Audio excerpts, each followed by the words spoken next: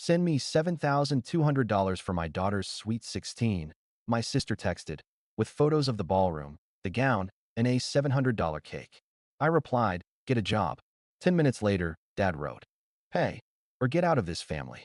That night, I pressed, cancel, cancel, cancel everything. By 7:30 the next morning. My name is Gary. I'm 34. Older brother by 4 years, this steady one. The guy who files receipts in labeled envelopes and keeps a spreadsheet for everything from utilities to socks. I work as an auditor. My superpower is asking boring questions until the numbers tell the truth. My coworkers joke that I can smell a missing decimal from across a conference room. That's not a joke. I can. I live alone in a small one-bedroom above a dry cleaner. The place always smells faintly like starch. I don't mind. I keep my kitchen like a sample budget. Simple, predictable, nothing fancy. I meal prep on Sundays. I bring my own coffee Monday through Friday. I like rules. I like that rules don't get offended when you follow them. My family. Rules are optional. We grew up in a ranch house where the TV was always on and mail lived in a pile near the fruit bowl. Mom is warm, loud, a hug that comes with a to-do list. Dad is a fixer when it's his idea, allergic to planning when it's yours. My younger sister, Bella, is sparkle and momentum. She makes everything a moment. She used to turn cereal into a performance. The camera loves her.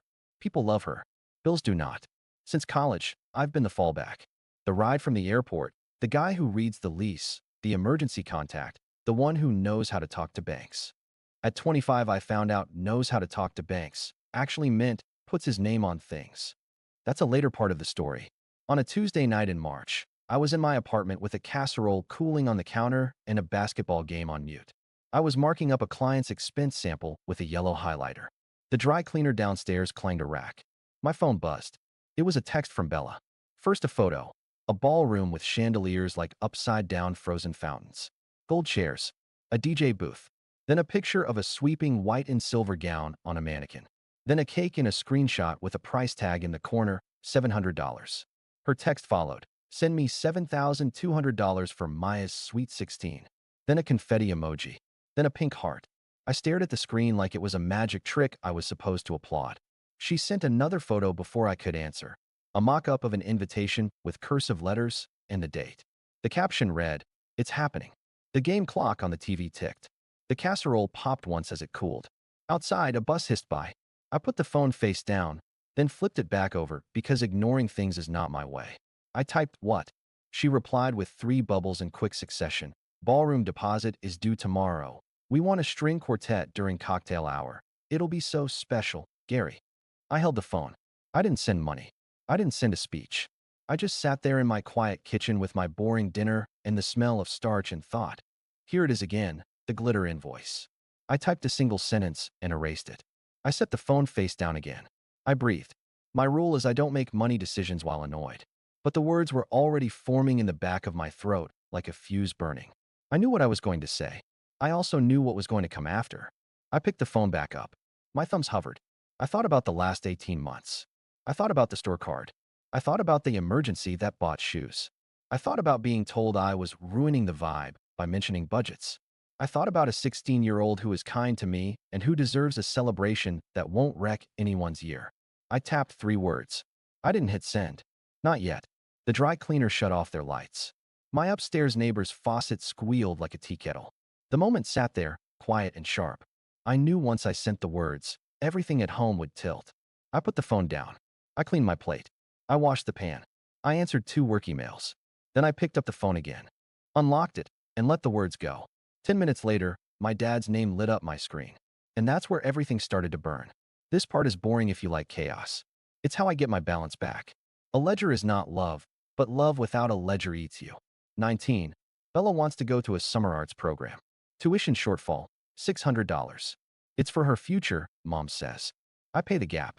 Bella sends heart emojis and a blurry photo of a paint-splattered canvas. Worth it, I tell myself. Investment. 21. Dad's truck needs brakes. I'll pay you Friday, he says. Friday is a weather system that keeps getting delayed. $420. Not paid. 23.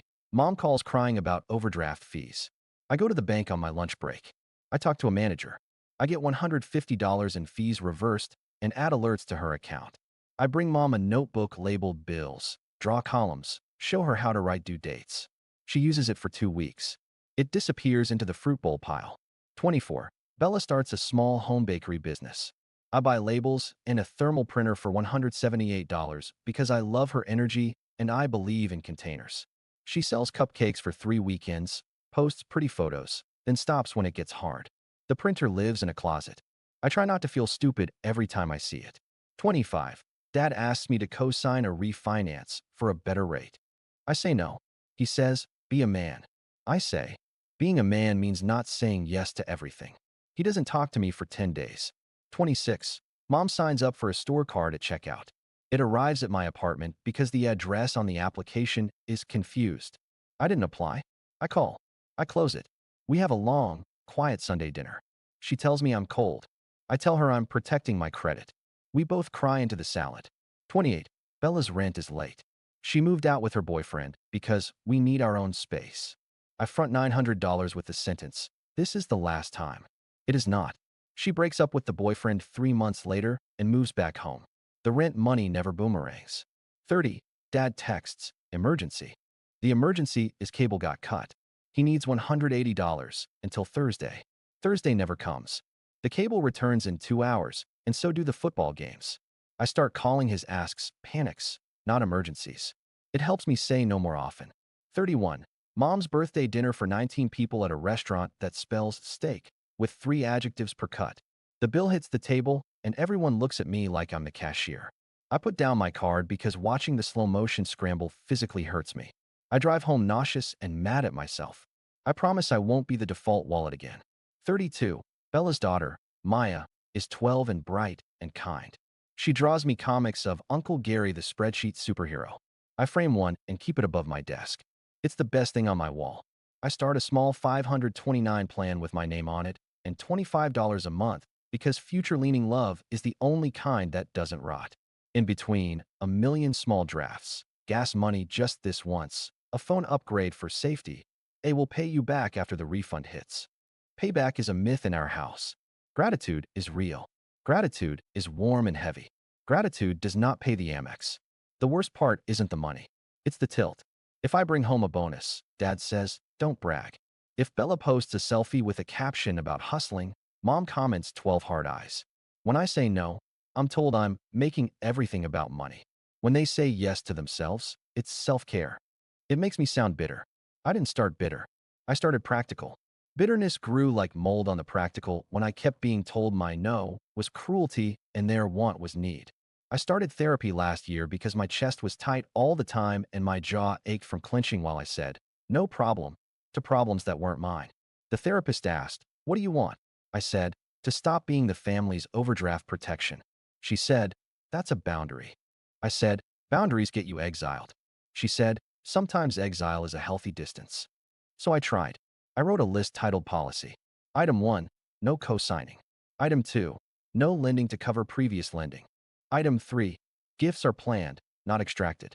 Item 4, I don't negotiate via tears or threats. Item 5, if I feel panic in my body, I wait 24 hours before replying. It worked half the time. Then Bella's text about the Sweet 16 landed like a test I knew I was supposed to fail. Here's the context. Bella has big taste and small follow-through. She loves entrances. She loves moments. She also believes that if you make something big enough, someone will step in and make the numbers work. Historically, that someone is me. She sent the ballroom photo again. Then a photo of a tiara. Then a floral arch. It's not just a party, she typed. It's a once-in-a-lifetime. I stared at the phone and saw a math problem dressed like a dream. The total wasn't $7,200. The total was $7,200 plus all the other times the glitter invoice had come to my door. I typed 3 words. I erased them. I typed them again. I pressed send. Get a job. Silence. Then the 3 dots. Then nothing. Then my dad. Pay. Or get out of this family. It wasn't about a party anymore. It never is. It was about their favorite equation. Love equals money. And if you challenge the math, you're the villain. I sat on my couch with the game on mute and my casserole cooling and stared at the text like it was a fire behind glass. I felt the old panic rising.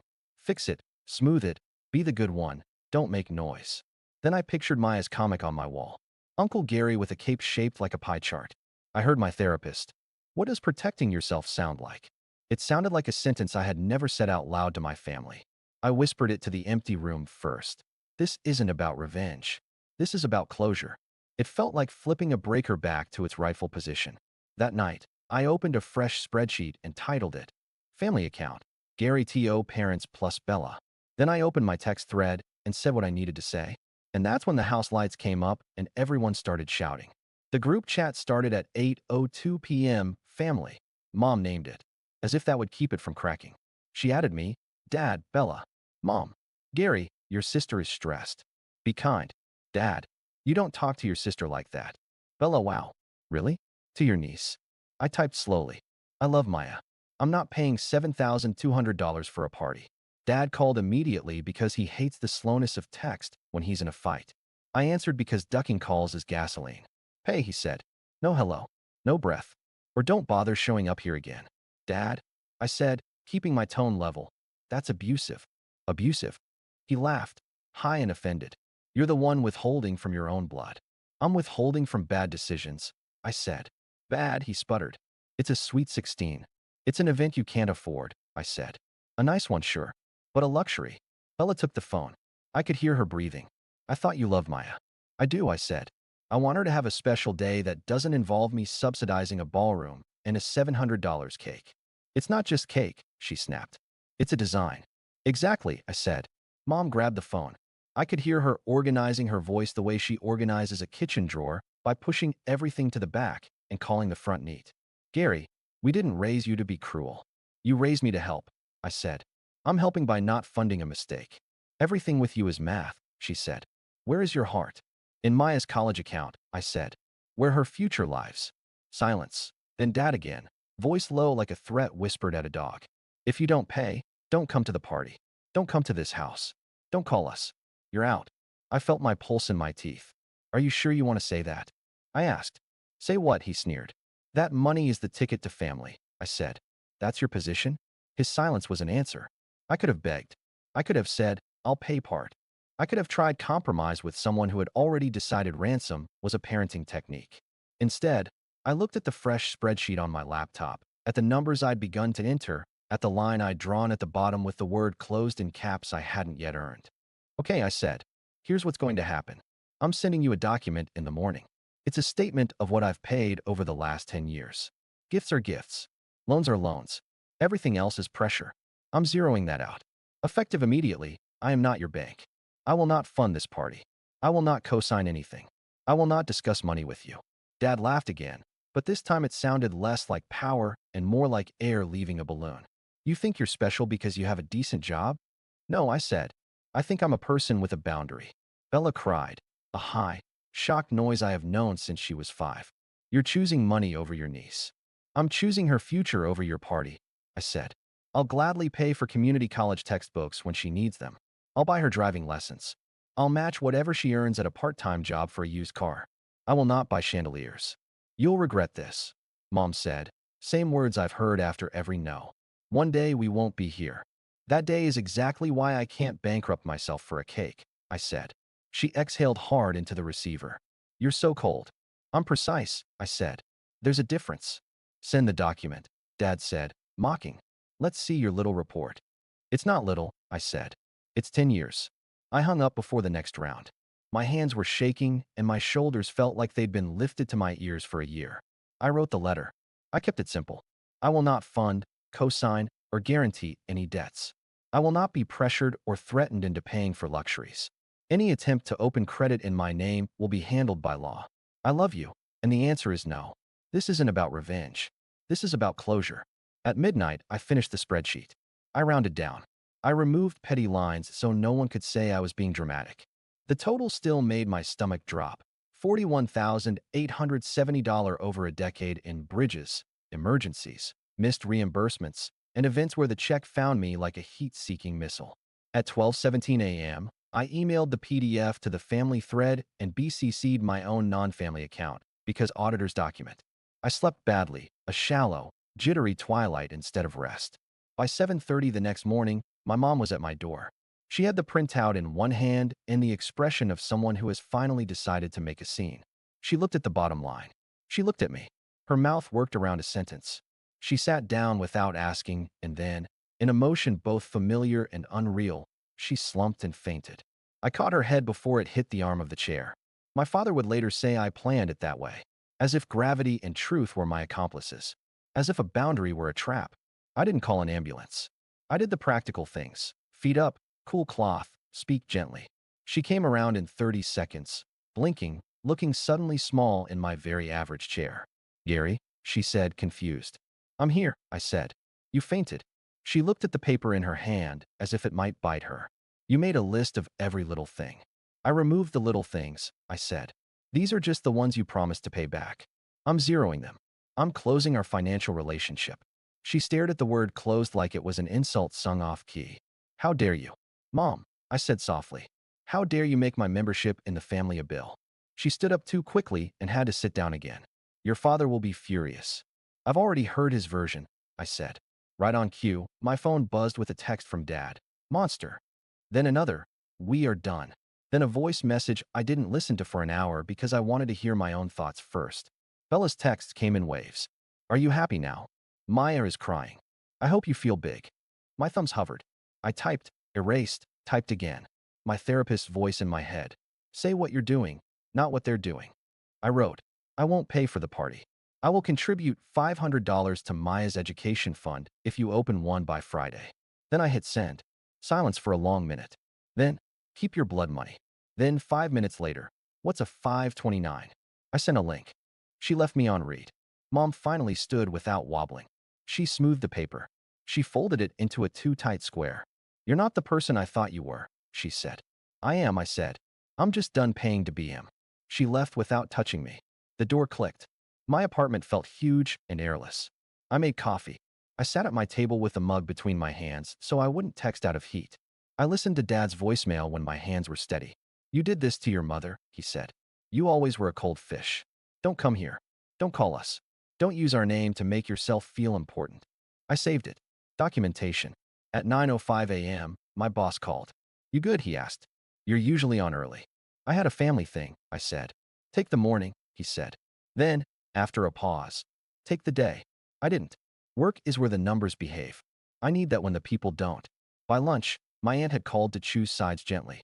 "Your mother is devastated," she said. "This party is a big deal." "She can have a big deal," I said. "She can't send me the invoice."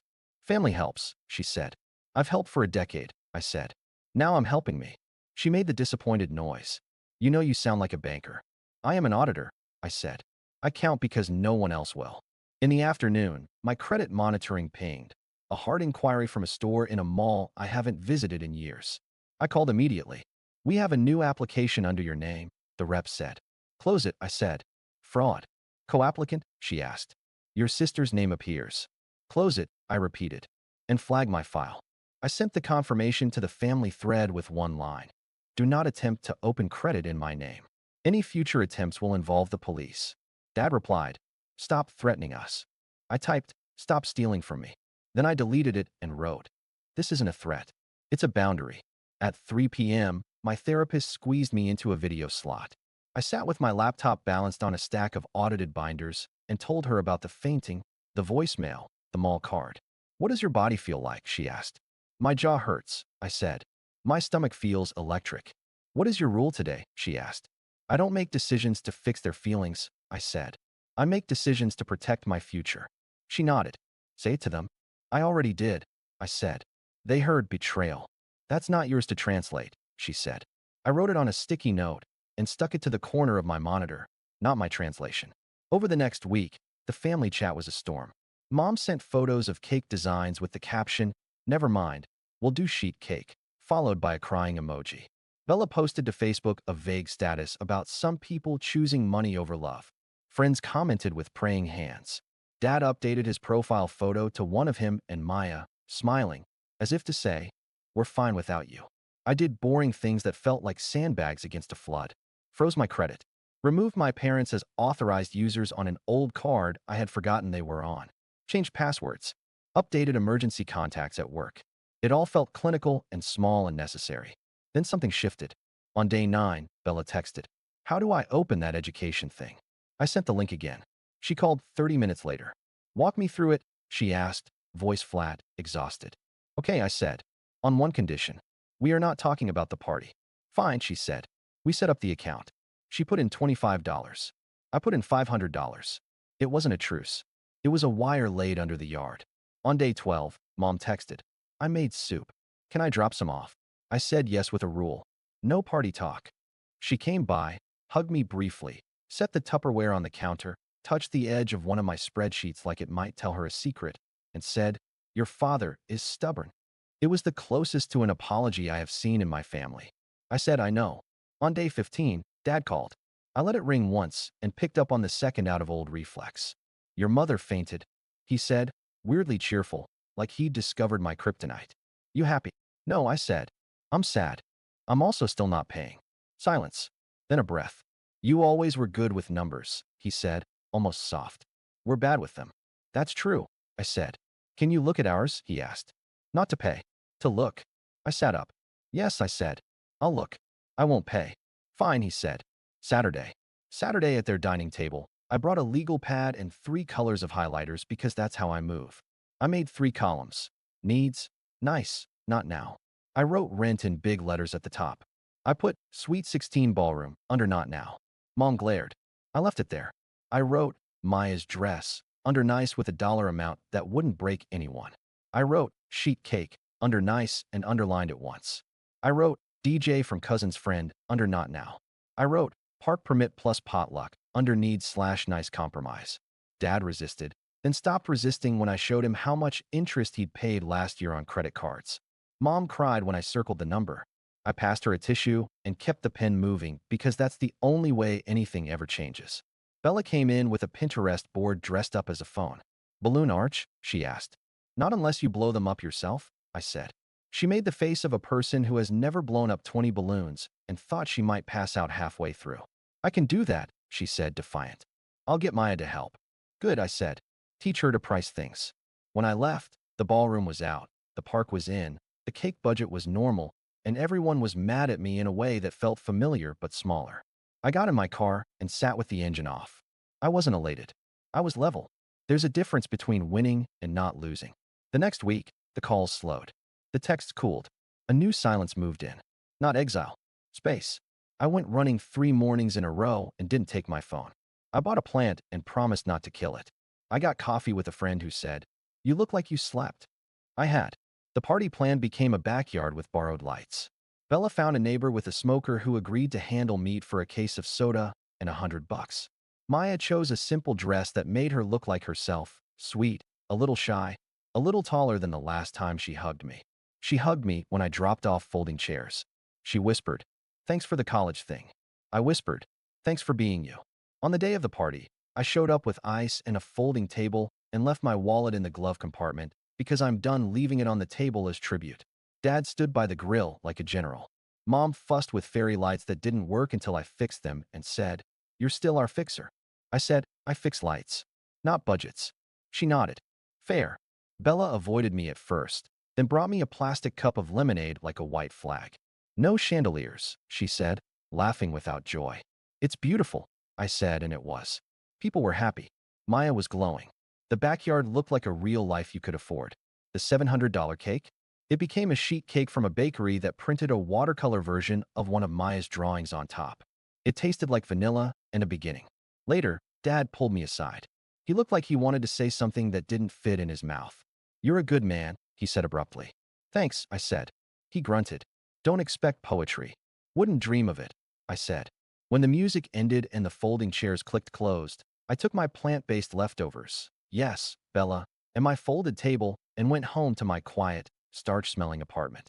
I put the plant on the windowsill, the leftovers in labeled containers, and the table in the closet. I stood in the center of the room and felt, not triumphant, just steady. I opened my desk drawer and looked at the printed letter with the words I'd sent after the ballroom text. I ran my finger over, this isn't about revenge. This is about closure. Instead of adrenaline, I felt something like a hum, like a circuit that finally matches the breaker. 2 months in. Family chat. No money talk. Type loan. We stop. Maya texts chemistry. I send lemonade math and add $25 to her $529. Dad calls on Sundays for football. If he slips, I say not my topic. Mom sends soup pics. Too much salt. Add a potato. Bella texts. Got extra shifts. Proud of you. My rule. I won't buy love with loans or cosign denial. I'll fund things that build a life. Books, lessons, working lights.